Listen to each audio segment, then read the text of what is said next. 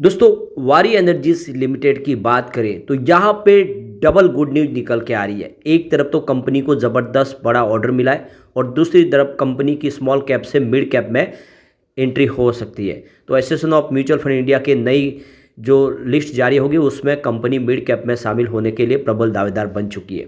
तो यहाँ पे इन सारी संभावनाओं को तलाशेंगे और क्या वारी एनर्जीज जो इस समय स्टॉक अपने पी रेशो के हिसाब से दूसरी कंपनियों के मुकाबले बहुत सस्ता है, क्या इन्वेस्टमेंट करना चाहिए। वैसे तो कंपनी के लिए जो सबसे बड़ी प्रॉब्लम है वो है यूएस का बाज़ार। यूएस में कंपनी का बहुत बड़ा कारोबार है और डोनाल्ड ट्रंप के आते ही हो सकता है कि वो वहाँ के प्रोजेक्ट को लेकर कुछ बड़े सख्त फैसले ले, जिसका कुछ निगेटिव असर देखने को मिल सकता है।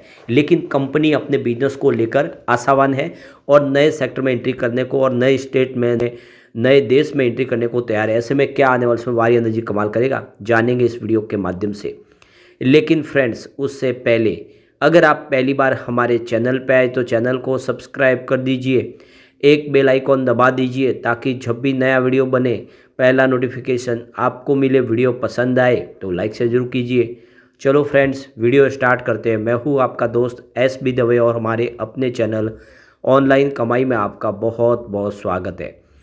तो सबसे पहले वारी एनर्जीज के कारोबार की बात कर ले तो सुबह सुबह अभी समय लगभग बाज़ार शुरू होकर आधा घंटा हुआ है और आप देख सकते हो कि वारी एनर्जी के स्टॉक में हल्का सा दबाव देखने को मिला। कल काफ़ी अच्छी तेज़ी बनी और पिछले 2-3 ट्रेडिंग सेशन से लगातार स्टॉक दौड़ रहा था।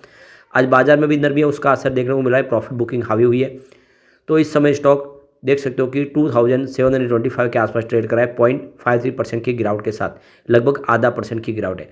लेकिन सबसे बड़ी बात है कि इंट्राडे में कुछ तेज़ी भी बनी है क्योंकि 2765 का इसने हाई बना है और जो लो है वो 2714 का है। इन दोनों तरफ का माहौल बन रहा है।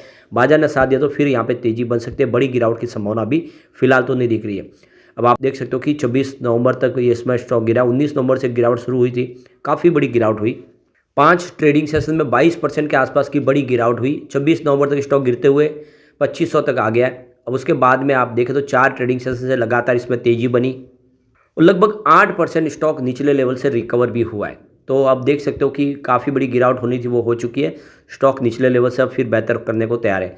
तो देख सकते हो कि लिस्टिंग के 6 दिन में ही करीब 150% चढ़ गया था स्टॉक और उसके पीछे वजह थी कंपनी का पी रेशियो जो लगातार कम बताने की वजह से लोगों को लग रहा था कि इसमें पोटेंशियल है और ऐसे में तेज़ी की संभावना बनने लगी और स्टॉक ने काफ़ी बेहतर किया।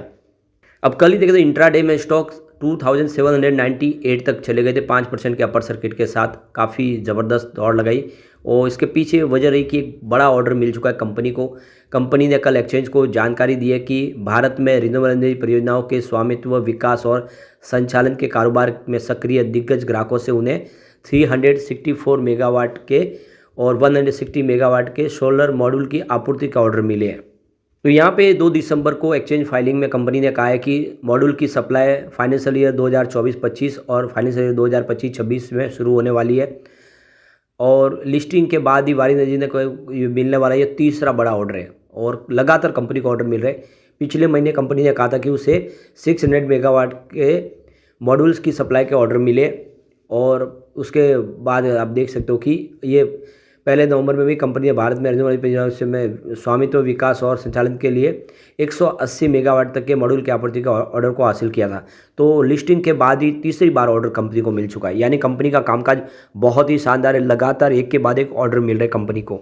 वैसे लिस्टिंग में दमदार इसने लोगों को रिटर्न दिया था। आप देखिए लिस्टिंग के छठे दिन ही 6 नवंबर को 3743 के शेयर पे पहुंच गया था स्टॉक, यानी लिस्टिंग के 6 दिन में ही 150% चढ़ा स्टॉक।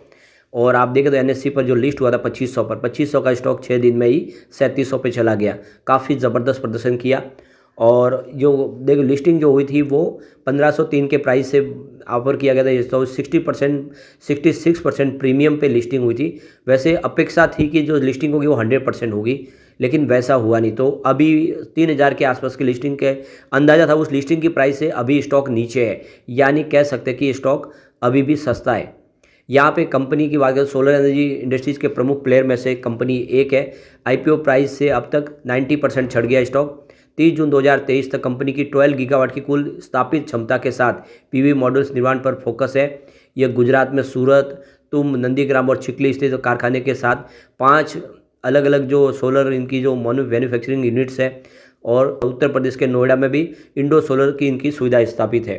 तो काफ़ी शानदार इसका बिजनेस है और इस बार जो नतीजे वो नतीजे भी काफ़ी बेहतर रहे। वारी एनर्जीज ने जुलाई सितंबर का जो प्रॉफिट बताया वो 17% बढ़कर 375.6 करोड़ के आसपास हो गया है और यहाँ पे रिवेन्यू भी कंपनी का बढ़ा है। पिछले साल 2023-24 के जुलाई सितंबर में 320 करोड़ के आसपास इनका प्रॉफिट था और यहाँ पे देख सकते हो कि ये जो रिजल्ट है ये काफ़ी बेहतर है। इस रिजल्ट के बाद कह सकते हैं कि यहाँ पे पी रेशियो को देखते हुए इसमें एक बेहतर प्रदर्शन किया जा सकता है। एक उम्मीद है कि ये स्टॉक आने वाले समय काफ़ी बेहतर कर सकता है। तो काफ़ी अच्छे रिजल्ट, पी रेशियो सस्ता और सेक्टर सबसे बड़ा ये सेक्टर है जिसमें सरकार का पूरा सपोर्ट है। ऐसे में आने वाले समय वारी एनर्जीज कमाल कर सकता है। लॉन्ग टर्म इन्वेस्टर के लिए एक अच्छा मौका है।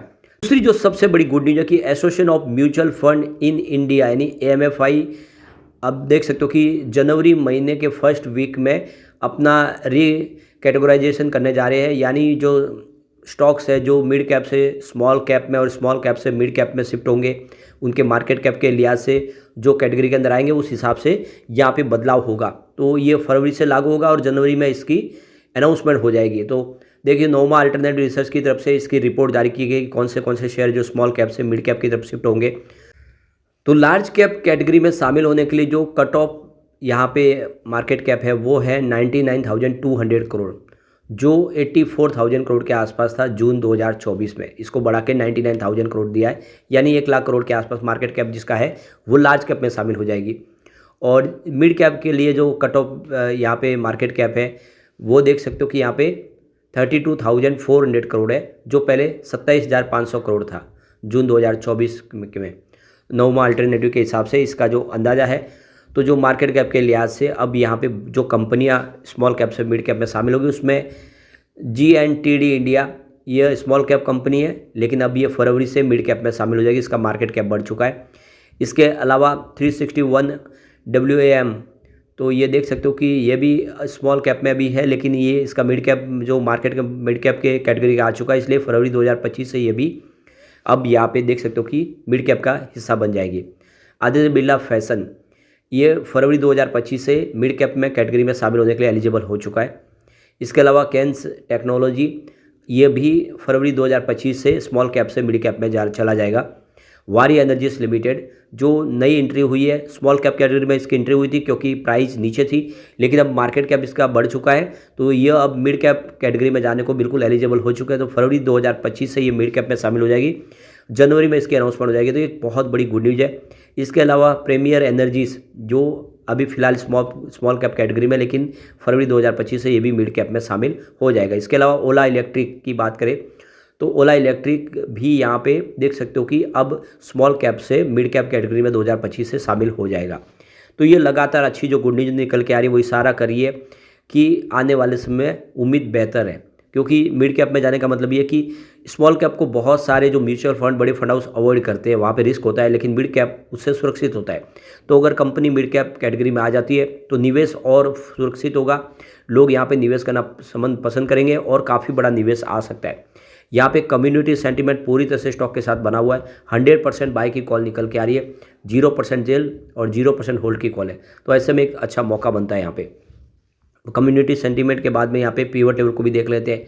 तो गिरावट होती है तो 2677 का पहला इसका सपोर्ट है, ये टूटा तो 2615 तक स्टॉक जाता हुआ दिखाई देगा। गिरावट और बढ़ती है तो फिर 2555 तक जा सकता है। पॉजिटिव माहौल बना तो 2799 का पहला रेजिस्टेंस है, यानी 2800 के आसपास है। सेकेंड रेजिस्टेंस का 2859 का है, इसको पार कर लिया तो फिर 2921 तक जा सकता है, यानी 3000 की तरफ स्टॉक जाता हुआ दिखाई दे सकता है। यानी लिस्टिंग जो प्राइस है उसके मुकाबले डबल होता हुआ दिखाई दे सकता है। ऐसे में एक अच्छा मौका है इस स्टॉक के अंदर। लेकिन फ्रेंड्स, कोई भी इन्वेस्टमेंट करने से पहले अपने फाइनेंशियल एडवाइजर से एडवाइस ले ले या अपना खुद का रिसर्च करें, क्योंकि मैंने वीडियो आपके एजुकेशनल पर्पज़ के लिए ही बनाया। वीडियो पसंद आए तो लाइक शेयर जरूर कीजिए और चैनल को सब्सक्राइब कर दीजिए। Thank you friends.